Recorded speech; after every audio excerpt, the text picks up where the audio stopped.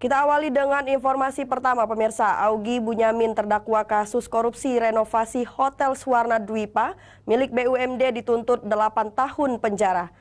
Mantan petinggi Sriwijaya FC ini terbukti merugikan pemerintah Sumatera Selatan sebesar 3,6 miliar rupiah.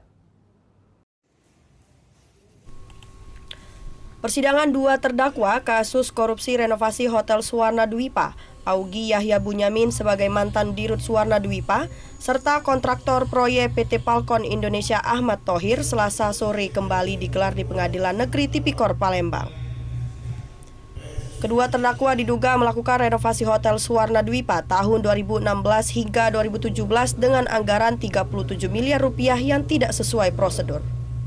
Tak hanya itu, kedua terdakwa diduga melakukan pengurangan volume proyek yang tidak sesuai dengan laporan terdakwa, karena dari hasil pemeriksaan ahli ternyata pengerjaan proyek tersebut hanya 42% dari 82% yang dilaporkan oleh terdakwa Augie, sehingga menyebabkan kerugian mencapai 3,6 miliar rupiah. Dalam persidangan di Pengadilan Negeri Palembang ini, jaksa menuntut kedua terdakwa 8 tahun penjara dengan pidana denda 300 juta rupiah subsidiar 6 bulan penjara. Dari Palembang, Guntur Yansyah, iNews melaporkan.